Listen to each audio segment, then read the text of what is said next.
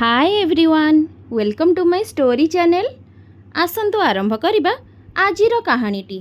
स्वामी मोर जड़े देवतुल्य लोक। सोनी कुन्नी 2 वर्षर पुओ शिवाकु नहीं सोई थांती। केते दिन हेलाणी तांका स्वामी राज घर को आसी नाहांती। राज जड़े डाक्तर। फोन करी से सोनी को कहिले जड़े रोगीर देह बहुत खराब, तेणु से किछि दिन से रोगीर घरे जाई रहिबे। ड्राइवर सबुबेले घरे रहिबो, किछि भी असुविधा हेबो नाही। राति पाखापाखि 11टा हेबो। हठात फोन आसिला बापांकर मोबाइल रु। बापांक फोन देखी हठात सोनी चमकी गले। पाखापाखि 1.5 वर्ष हेलाणी सोनीर बापघर सह संपर्क नाही। फोन उठाइले सोनी। माँ कहिले, सोनी जल्दी तू डाक्तरखाना पळेई आस। डाक्तरखाना कौन हेछि माँ? सोनी पचारिले। माँ कहिले, फोन रे कही हेबनी, तू जल्दी आ। सोनी संगे संगे बाहरिले डाक्तरखाना। पुओ शिवाकू सोईथिबा अवस्थारे सेमती धरी बाहरिले। ड्राइवर को फोन रे कहिले गाड़ी काढ़िबा पाई। राज को भी फोन करू थांती, हेले कौन हेछि केजानी सकाल ठारू राजकर फोन लागू नाही। गाड़ीर पछ सीट्रे शिवाकू धरी सोनी बसिछंती। पुरुणा कथा भाबी आखिरु लुह बोही जाउछि। 1.5 वर्ष तलर कथा। सोनीको बड़ भाईंकर बाहाघर। राज बहुत मजा करती। सला भाउज बोली थट्टा लागू थांती, हेले भाउज बोधे मजा को अन्य अर्थरे नेउथिले। से बोधे सोनींकर भाई को ए विषय रे आगरू किछि कही थांती। चतुर्थी परदिनर कथा। राज, सोनी, तांको भाई और भाउज बसी कथाबार्ता हेउथांती। पुओ शिवा कांदिबारु सोनी क्षीर पिएबा पाई निज रूम को गले। गोटे फोन आसिबारु सोनींको भाई रूम रु बाहर को गले। फोन सारी रूम रु भीतर को आसंती तो देखिले राज भाउजंको साड़ीर पणतकानी को हाथ में धरिछंती ओ आउ गोटी हातरे भाउजंको धरिछंती। भाउज अधा पड़िला परी राज को हाथ उपरे। एतिकी देखी सोनींको भाई आसी जोर रे पाटी करी राज को जाबड़ाटिए मारिछंती। संगे संगे बंधु बांधव आसी एकत्र होई गले। समस्ते राज को छी छी कले। एमिति की सोनींको बापा भी राज को कहिले, तुम ठारू मु एपरी व्यवहार आशा करी नथिली। सोनींको माँ कहूथांती, टिके राज को कथा भी तो शुणु। हेले समस्तंकर मन को जहाँ आसिला ताहा कहीगले। सोनी पाटी शुणी शिवा को रूम रे सुआई दौड़ी आसिले। निज स्वामी को अपमान से सही पारिले नहीं। कौन हेइछि किछि न पचारि कहिले, आपण माने जहाँ कहउछंती सबो मिछ। मो स्वामी केबे भी चरित्रहीन नुहंती, कारण मु जानिछि से सेमिति किछि भी करिबेनी। आज को मोर बाहाघर 4 वर्ष हेलाणी। मो विवाह आगर विशाल को भल पाउथिली, हेले बापांक जिद रे मो राज को विवाह कली। आउ प्रथम राति रे मु तांको सबो कथा जणेइली आउ समय मागिली। से भी मो कथारे राजी होई गले। जे लोक स्वामी होई मध्य मु समय मागिथिबारु 6 मास धरी मते नजर उठाई देखी नाहंती, मते छुईबा को चेष्टा करी नाहंती, से पुणी निज सला भाउजंक सह एमिति? ना ना, एहा असंभव। केवल सेतिकी नुहे, मु तांकर भल गुण देखी 6 मास परे तांक सह सांसारिक जीवन आरंभ कली। किछि मासरे मु गर्भवती हेली, हेले मोर गर्भ नष्ट होई गला। डाक्तर कहिले मोर माँ हेबा कष्ट, तथापि राज हार मानि नाहंती। सहरर बड़ बड़ डाक्तरंक ठारू मोर चिकित्सा कराइछंती। देखंतु आजी मो छुआ शिवा राज को पाई मो माँ होईछि, आउ आपण माने एते बड़ दोष लदी देले। सोनी का भाई कहिले, बास थाउ, तू तो स्वामीर गुणगान करनी। तो भाउज मते आगरू राज विषय कहिछि, ताकू राजर व्यवहार भल लागेनी।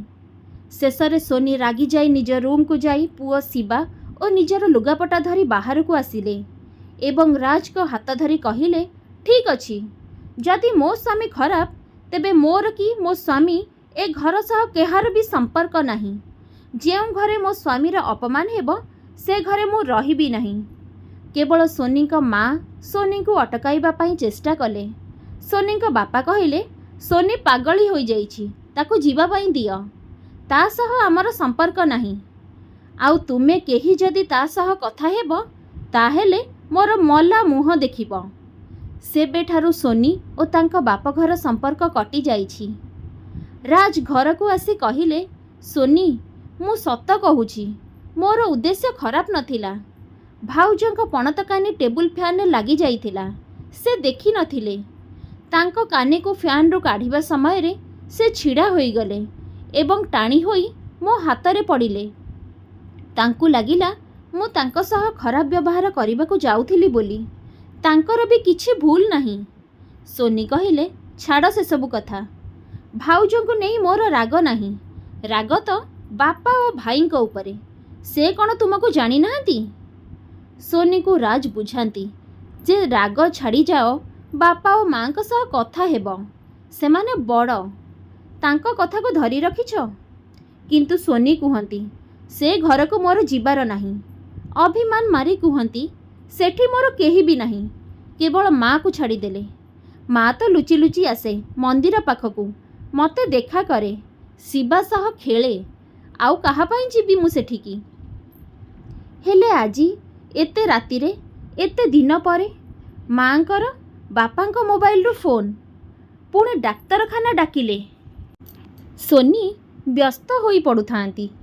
ସୋନି ଡାକ୍ତରଖାନା ପହଞ୍ଚି ମା'ଙ୍କ ପାଖକୁ ଗଲେ।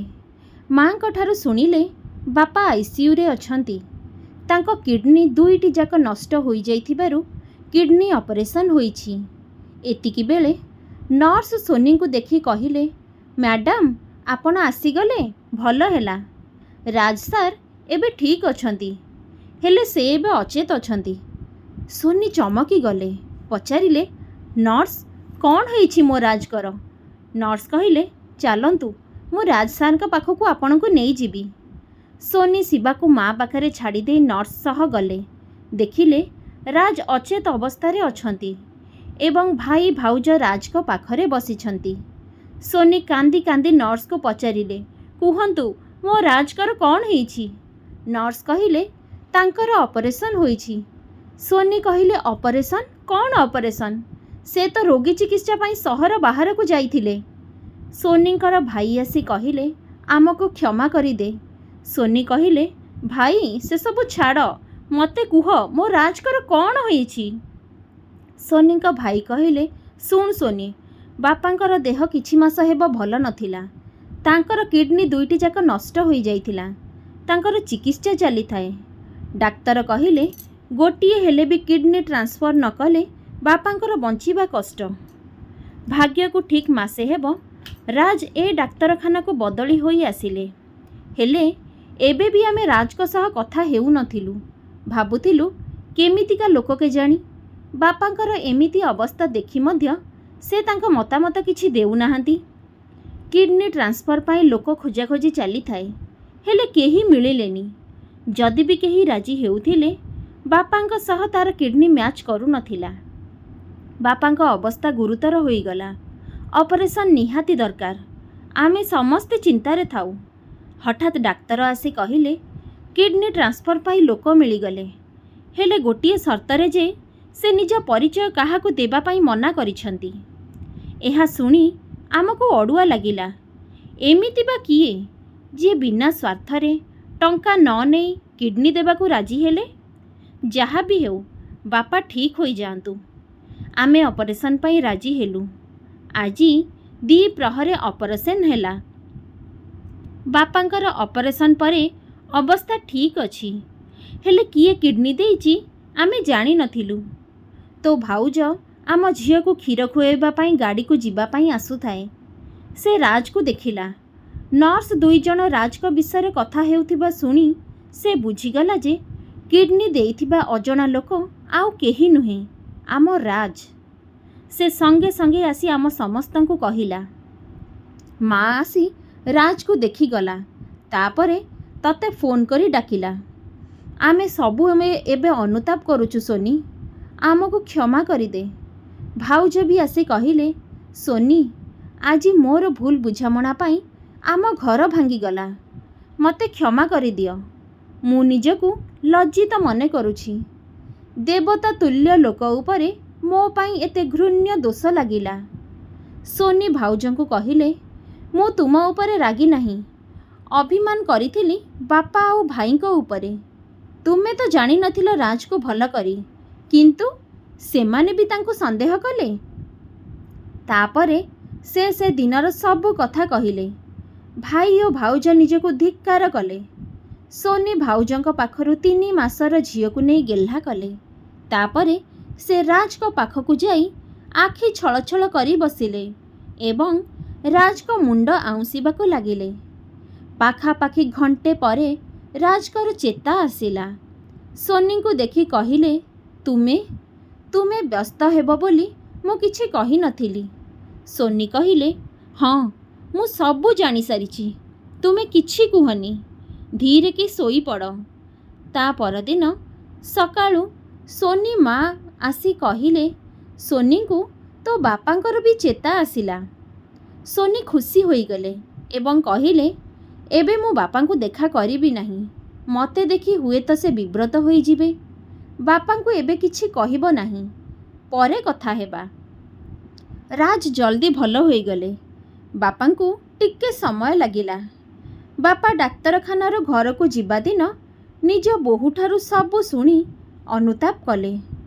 ସେ ନିଜେ ଫୋନ୍ କରି ରାଜ ଓ ସୋନିଙ୍କୁ ଡାକିଲେ।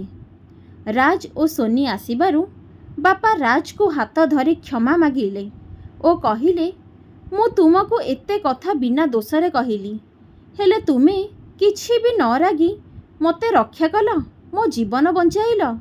ମୋତେ କ୍ଷମା କରିଦିଅ। ସୋନି, ତୁ ବି ମୋତେ କ୍ଷମା କରିଦେ ରେ ମା। ରାଜ କହିଲେ, ଛି ବାପା, ବଡ଼ ହୋଇ କ୍ଷମା ମାଗୁଛନ୍ତି। ଆପଣଙ୍କ ହାତ ଆମକୁ ଆଶୀର୍ବାଦ ଦେବା ପାଇଁ ଉଠାନ୍ତୁ। ସୋନି ବାପାଙ୍କୁ କୁଣ୍ଢାଇ ଧରିଲେ ଏବଂ କହିଲେ, ବାପା, ରାଜ ଭଳି ଲୋକ ମୁଁ ତୁମ ପାଇଁ ତ ପାଇଲି। ସ୍ୱାମୀ ମୋର ଜଣେ ଦେବତୁଲ୍ୟ ଲୋକ। ମୁଁ ତ ତୁମକୁ ଯେତେ ଧନ୍ୟବାଦ ଦେଲେ ବି କମ୍। ତାପରେ ଖୁସିରେ ସମସ୍ତେ ଡାକ୍ତରଖାନାରୁ ଘରକୁ ଗଲେ। ସବୁ ଠିକ୍ ହୋଇଯିବା ପରେ ଖୁସିରେ ସୋନିଙ୍କ ବାପା ପାଟି ଦେଲେ ଏବଂ ସବୁ ବନ୍ଧୁବାନ୍ଧବଙ୍କ ମୁହଁ ବନ୍ଦ କରିଦେଲେ। ଦର୍ଶକ ବନ୍ଧୁ, ଆପଣମାନଙ୍କୁ କାହାଣୀଟି କିପରି ଲାଗିଲା କମେଣ୍ଟ କରି ନିଶ୍ଚୟ ଜଣାଇବେ। ଆଉ ହଁ, ଚ୍ୟାନେଲଟିକୁ ସବସ୍କ୍ରାଇବ୍ କରିବାକୁ ଜମାରୁ ବି ଭୁଲିବେନି। ରହୁଛି, ନମସ୍କାର, ଜୟ ଜଗନ୍ନାଥ।